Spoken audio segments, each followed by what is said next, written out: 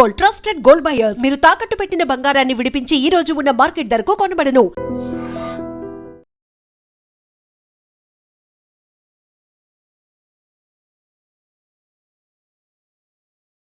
ఉత్తరాఖండ్లో software engineer Radha Gayatri మృతికి సంబంధించి కీలకమైనటువంటి విషయాలు ఇప్పుడిప్పుడే వెలుగులోకి వస్తూ ఉన్నాయి. ఒక ఆడియో సోషల్ మీడియాలో కూడా వైరల్ అవుతోంది. అమ్మ, మా అత్తగారు ఫోన్ చేశారు. ఎందుకమ్మా ఇవన్నీ వస్తున్నాయి, నేను ఈ మాటే విన్నాను, ఇవన్నీ చెప్పారు. నేనైతే అత్తయ్య గారు, నా మనసు అయితే ఫుల్గా విరిగిపోయింది. నా గురించి ఇలా బ్యాక్ బైటింగ్ చేస్తున్నాడు అని నేను చెప్పేశాను. అందుకు ఇలా అని చెప్పాను నేను. సో ఏమైనా ఉంటే అత్తయ్య గారు, మీ అబ్బాయి ఏదైనా నేను తప్పు చేశాను కానీ ఏదైనా చెప్తే కనుక నేను వాడిని కాల్లో యాడ్ చేస్తాను ఉండమ్మా అన్నారు. నేనైతే తనతో మాట్లాడదలుచుకోవట్లేదు. మీకు ఏమైనా చెప్పాలి అనుకుంటే ప్లీజ్ మా మమ్మీ వాళ్ళతో మాట్లాడండి. మీకు అదంతా విని నా తప్పు ఏదైనా ఉంది అన్నా సరే నాతో చెప్పండి, అంతేగాని నేనైతే తనతో ఇప్పుడు మాట్లాడాలనుకోవట్లేదు. నా మనసు అయితే ఏం బాగాలేదు అత్తయ్య గారు, నాకు చాలా విషయాలు తెలిసాయి అని నేను చెప్పేశాను. ఇంకా నాకు పర్ఫెక్ట్ ప్రూఫ్స్ రాలేదు. ఇలా డాడీకి తెలిసిన వాళ్ళతో మాట్లాడితే వాళ్ళు అదే చెప్పారు, మీ అల్లుడు తప్ప ఇంకెవరు చెయ్యరు అని చెప్పి. అండ్ వాళ్ళు చెప్పకపోయినా అది ప్రూవ్ అయిపోయింది. మొత్తం నా ఫ్రెండ్ సర్కిల్ అందరూ చెప్పారు, ఇంక్లూడింగ్ నవీన కూడా చెప్పింది, వాడే కదా చేసుంటాడు అని చెప్పి. ఇంకెవరికి ఆ స్కోప్ అయితే లేదు అత్తయ్య గారు, అది ప్రూవ్ అయిపోయింది. ఇంకా అది తెలిసాక కూడా నా మనసు ఇంక మనసులో లేదు. ఇన్నాళ్ళు ఓపిక పట్టాను, ఏంటంటారు, ఎన్నాళ్ళు ఓపిక పట్టాను, పోల్లే అక్కడికి వెళ్తే మారుతాడేమో, కొంచెం తనకు మారుతుంది బిహేవియర్ అని చెప్పి ఓపిక పట్టాను. కానీ ఇప్పుడు తన అన్ని లిమిట్స్ క్రాస్ అయిపోయాడు. ఇంకా నేనైతే ఏం మాట్లాడదలుచుకోవట్లేదు. నా మనసు అయితే బాగాలేదు, ఇప్పుడు నేనేం మాట్లాడదలుచుకోవట్లేదు తనతోనైతే అని చెప్పేసాను. రాధా గాయత్రి తన తల్లితో చివరిసారిగా మాట్లాడినటువంటి ఆడియో. ఈ ఆడియోలో ఏముంది? నా భర్త తన లిమిట్స్ అన్ని కూడా క్రాస్ చేసేసాడు, నా భర్త నా మీద పూర్తిగా అనుమానం ఎంచుకున్నాడు, నన్ను మానసికంగా వేధింపులకు గురి చేస్తున్నాడు, ఇంకా నేను నా భర్తతో మాట్లాడను, నా భర్తతో ఇంకా నేను జీవితాన్ని పంచుకోలేను, ఇక నాకు నా భర్తతో ఇక పూర్తిగా తెగిపోయినట్టే, కనీసం నేను మాట్లాడటం కూడా ఇష్టపడలేదు అని తన అత్తయ్యతో ఏదైతే సంభాషణ జరిగిందో ఆ విషయాలన్నీ కూడా తన తల్లితో చెప్తున్నటువంటి ఆడియో కాల్ ఇది. అంటే ఈ ఆడియో కాల్ని బట్టి చాలా క్లియర్గా తన భర్త పట్ల ఏ విధంగా విసిగిపోయిందో, ఎంత ఒత్తిడికి గురైందో అనేది కూడా ఈ కాల్ని బట్టి చాలా క్లియర్గా అర్థమవుతుంది. అసలు ఏంటి ఈ కేసు? రాధా గాయత్రి, శ్రీచరణ్ వీళ్ళిద్దరూ భార్యాభర్తలు. రాధా గాయత్రి అసలు ఎందుకు చనిపోయింది, దీని వెనకాల ఏం జరిగింది, పోలీసులు ఇన్వెస్టిగేట్ చేస్తున్నారు. ఒక్కసారి డే 1 నుంచి ఏం జరిగిందో మనం మాట్లాడుకునే ప్రయత్నం చేద్దాం. 2025వ సంవత్సరం నవంబర్ 8వ తారీఖున వీళ్ళిద్దరికి వివాహమైంది. శ్రీచరణ్ భర్త, అతను పూణేలో సాఫ్ట్వేర్ ఇంజనీర్గా పనిచేస్తున్నాడు. ఈ అమ్మాయి రాధా గాయత్రి గురుగ్రామ్లో సాఫ్ట్వేర్ ఇంజనీర్గా పనిచేస్తుంది. వీళ్ళిద్దరూ కలిసి ఒక హనీమూన్ టూర్ ప్లాన్ చేశారు. హనీమూన్ టూరు ఉత్తరాఖండ్కి ప్లాన్ చేశారు. రిషికేశ్, హరిద్వారు ప్లాన్ చేసుకున్నారు మొన్న జూన్ 12వ తారీఖు. అయితే జూన్ 14వ తారీఖున వీళ్ళు ఉత్తరాఖండ్లోని ముసోరీలో హోమ్ స్టే అయ్యారు. అంటే ఒక రూమ్ తీసుకుని అందులో ఉన్నారనమాట. అదే రోజు 14వ తారీఖు అర్ధరాత్రి తర్వాత ఒక ఫోటో రాధా గాయత్రి తల్లిదండ్రులకు వాట్సాప్ చేశాడు శ్రీచరణ్. ఆ ఫోటో ఏంటి? వాళ్ళిద్దరూ కూడా చాలా సన్నిహితంగా ఉన్నటువంటి ఫోటోని రాధా గాయత్రి తల్లిదండ్రులకు శ్రీచరణ్ వాట్సాప్ చేశాడు. వాళ్ళు ఏంటి ఈ టైంలో చేశాడు, ఈ టైంలో ఫోటో పెట్టడానికి కారణం ఏంటో వాళ్ళకి అర్థం కాల. ఆ తర్వాత రోజు శ్రీచరణ్ ఫోన్ చేసి చెప్పాడు, ఆరోగ్యం బాగాలేదు, ఉన్నట్టుండి ఒక్కసారిగా పడిపోయింది, లేవట్లేదు, నేను హాస్పిటల్కి తీసుకెళ్తున్నాను, మీరు త్వరగా రండి అని చెప్పి ఆ రోజు ఉదయమే ఫోన్ చేశాడు. అదే అర్ధరాత్రి ఫోటో పెట్టాడు, వీళ్ళకేం అర్థం కాల. వెంటనే ఏమైంది ఏంటని చెప్పి ఒకటిన వాళ్ళు అక్కడికి వెళ్ళిపోయేసరికి పూర్తిగా శవపంచనం అయిపోయింది. పోస్ట్ మార్టం కూడా జరిగిపోయినట్టుగా తెలిసిపోయింది. అమ్మాయి చనిపోయింది, పోస్ట్ మార్టం కూడా అయిపోయిందంట. వీళ్ళు కన్నీరు మున్నీరుగా వినిపించారు. అసలు ఏమైంది నా బిడ్డకి, నిన్నటి వరకు బాగానే ఉంది, బాగానే మాట్లాడింది, ఏం జరిగింది, భర్తే చంపుంటాడని చెప్పి అనుమానం వ్యక్తం చేశారు. వెంటనే అక్కడ స్థానికంగా ముసోరీలో పోలీస్ స్టేషన్లో కేసు కూడా పెట్టారు. ప్రస్తుతం పోలీసులు మొదటగా అనుమానాస్పద కేసుగా నమోదు చేసుకుని విచారణ స్టార్ట్ చేశారు. అయితే తల్లిదండ్రులు, చనిపోయినటువంటి రాధా గాయత్రికి సంబంధించినటువంటి తల్లిదండ్రులు చాలా క్లియర్గా రాధా గాయత్రి భర్త శ్రీచరణ్ అంటే మా అల్లుడే చంపాడు, మాకు ఇక ఎలాంటి అనుమానం లేదు, అతని మీద హత్యాయత్నం కేసు నమోదు చేయండి అని కూడా చాలా బలంగా చెప్తా ఉన్నారు. కానీ భర్త శ్రీచరణ్ ఏం చెప్తా ఉన్నాడు పోలీసులకి, ఎలాంటి స్టేట్మెంట్ ఇచ్చాడు? ఆ రోజు అర్ధరాత్రి వరకు కూడా మేము డ్రింక్ చేశాం, 3 గంటల 30 నిమిషాల వరకు మేము డ్రింక్ చేశాం, తర్వాత భోంచేసాం, మేము చాలా సంతోషంగానే ఉన్నాం.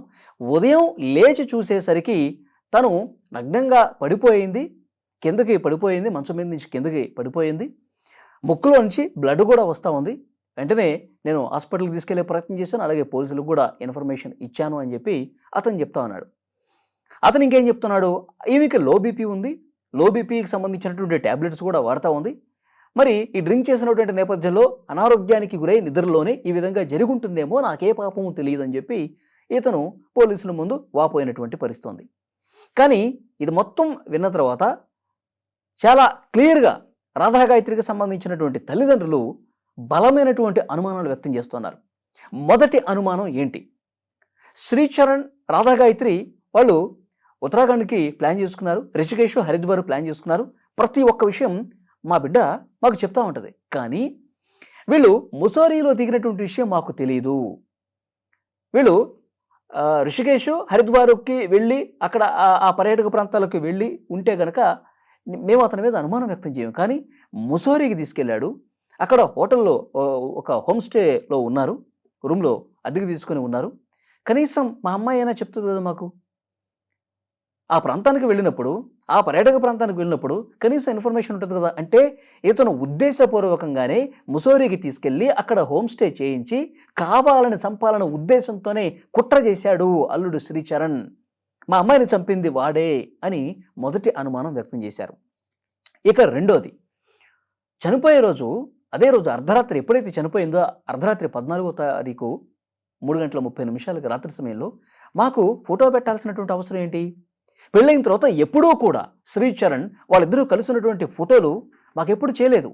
అర్ధరాత్రి 3:30కి మాకు ఎందుకు వాళ్ళిద్దరూ బాగానే ఉన్నట్టు ఫోటో వచ్చింది అంటే, అప్పటికే అమ్మాయి చనిపోయి ఉంటుంది, నాకే పాపం తెలియదు అని చెప్పుకోవటానికి, మేమిద్దరం సంతోషంగా ఉన్నాం ఆ టైంకి అని చెప్పుకోవటానికి ఇతను కావాలనే ఈ విధంగా ఫోటో పెట్టాడు. ఎందుకంటే రేపు పోలీసులు అడిగితే, చూడండి చనిపోయిన నేను చంపానంటున్నారు, ఈ సన్నిహితంగా దిగినటువంటి ఫోటోలు ఉన్నాయి కదా, నేను వాళ్ళకు కూడా సెండ్ చేశాను, ఇంక నేను ఎక్కడ చంపుతాను అని చెప్పుకోవటానికి ముందస్తు చర్యలో భాగంగానే ఈ విధంగా మాకు ఫోటో పెట్టాడు, మంచిగా ఉన్నట్టు నటిస్తూ ఫోటో పెట్టాడు అన్నది కూడా తల్లిదండ్రులు చెప్తున్నారు. ఇది రెండో అనుమానం. ఇక మూడో అనుమానం ఏమిటి అంటే, మా అమ్మాయి చాలా సందర్భాల్లో చెప్పింది, ఇతని వల్ల కావట్లేదు, అసలు ఇతను పూర్తిగా నా మీద అనుమానం పెంచుకున్నాడు, నా బ్యాగులో ట్రాకర్ పెట్టేవాడు, అంటే నేను ఎక్కడికి వెళ్ళినా తెలిసిపోయే విధంగా, నేను ఆఫీస్ నుంచి ఏ టైంకి వస్తున్నాను, ఆఫీస్కి ఏ టైంకి వెళ్తున్నాను, ఆఫీస్ నుంచి బయటికి ఎప్పుడు వస్తున్నాను, ఎటు వెళ్తున్నాను, ఇవన్నీ కూడా ట్రాక్ చేశాడు. ఇంత అనుమాన పక్షి వీడు, ఎట్లా వేగేది, అన్ని లిమిట్స్ క్రాస్ చేసేసాడని చెప్పి గతంలో కూడా ఒకసారి చెప్పింది. బెడ్రూమ్లో సీసీ కెమెరాలు కూడా పెట్టాడంట. అంటే ఇంటికి ఎవరైనా వస్తున్నారా, ఇంట్లో నేను లేనప్పుడు ఇంకెవరైనా వస్తున్నారా ఫ్రెండ్స్, ఇది తెలుసుకోవటానికి సీక్రెట్గా సీసీ కెమెరాలు కూడా పెట్టాడంట. అంటే దీన్ని బట్టి ఎలా అర్థం చేసుకోవాలి అంటే, మానసికంగా వేధింపులకు గురి చేయకపోవటం కాకపోతే ఏంటిది? సీసీ కెమెరాలు పెట్టడం, బ్యాగులో తెలియకుండా ట్రాకర్ పెట్టడం, ఇది దేనికి సంకేతం అంటే, అనుమానం పెంచుకుని సూటిపోటి మాటలు అని వివాహేతర సంబంధాలు అంటగట్టి మానసికంగా క్షోభకు గురి చేసి చనిపోయేలా చేశాడు అన్నదానికి రుజువు కాదా అని రాధాగాయత్రి కుటుంబ సభ్యులు పోలీసుల ముందు ఇచ్చినటువంటి స్టేట్మెంట్స్. ఇంకొకటి, నాలుగవ బలమైనటువంటి అనుమానం ఏంటి అంటే, మా అమ్మాయి ముక్కులో నుంచి రక్తం గారుతూ చనిపోయింది అంటే ఇక మాకు క్లియర్గా అర్థమైపోతుంది, ఇతను చనిపోవటానికి కారణమయ్యే మందులు ఏవైతే ఉంటాయో మా పాపకు తెలియకుండా ఆ డ్రింక్లో కలిపి ఇచ్చుంటాడు. వెంటనే ఆ పోస్ట్మార్టం రిపోర్ట్ తెప్పించండి, అందులో వాస్తవాలు బయటకు వస్తాయి. ఆ మందులు ఇచ్చి ఆమెని చనిపోయేలా చేసి తర్వాత తన మీదకి రాకుండా ఒక పెద్ద ప్లానే చేశాడు మా అల్లుడు, అతనికి కఠినంగా శిక్షించాలి, అతని మీద హత్యాయత్నం కింద కేసు నమోదు చేయండి అని ఇలాంటి అనుమానాలన్నీ కూడా వ్యక్తం చేస్తూ పోలీసుల ముందు చెప్పారు. అయితే అక్కడ విచారణ చేస్తున్నటువంటి SHO కొంత ఆ శ్రీచరణ్కి అనుకూలంగా మాట్లాడుతున్నట్టు, మేమేవైతే అనుమానాలు వ్యక్తం చేస్తున్నావో వాటి పరంగా ఎలాంటి ఇన్వెస్టిగేషన్ చేయకుండా తాత్సారం చేస్తున్నాడని చెప్పి డీజీపీకి కూడా కలిసి రాధాగాయత్రి తల్లిదండ్రులు కంప్లైంట్ చేశారు. వెంటనే ఆ విచారణ అధికారిని మార్పు చేసి ఇంకొక విచారణ అధికారిని డీజీపీ గారు కూడా పెట్టారు. అంటే క్లియర్గా అర్థమైపోతుంది, అంటే కేసు తన మీదకి రాకుండా ఒక పెద్ద ప్లానే శ్రీచరణ్ చేస్తున్నాడు అన్నది వీళ్ళ అనుమానం.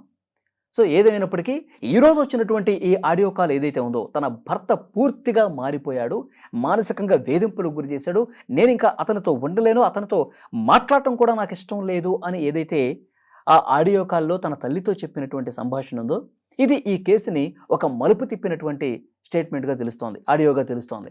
సో డెఫినెట్గా ఉత్తరాఖండ్లో ముసోరీ పోలీసులు ఇన్వెస్టిగేషన్ అన్ని కోణాల్లో దర్యాప్తు చేస్తున్నారు. శ్రీచరణ్ చెబుతున్నట్టు నాకేమీ సంబంధం లేదు, అనారోగ్య సమస్యలతోనే ఆమె చనిపోయింది ఉన్నట్టుండి, నాకే పాపం తెలియదు అన్నది నిజమా, లేకపోతే బలమైనటువంటి అనుమానాలు వ్యక్తం చేస్తూ ఆడియో కాల్లో ఉన్నటువంటి అభిప్రాయాలు, పెళ్ళైన దగ్గర నుంచి వీళ్ళు మాట్లాడుకున్న విషయాలు, వీళ్ళకి చెప్పినటువంటి విషయాలు, ఇవన్నీ కూడా ఫోన్ కాల్స్లో ఉన్నటువంటి డేటాను పరిశీలిస్తున్నారు. రాధా గాయత్రి మరణం వెనుక ఏం జరిగిందన్నది కూడా 1-2 రోజుల్లో క్లియర్గా పోలీసులు తేల్చే అవకాశం ఉంది. ఈ వీడియో మీద తప్పకుండా మీ అభిప్రాయం కూడా కామెంట్ చేయండి.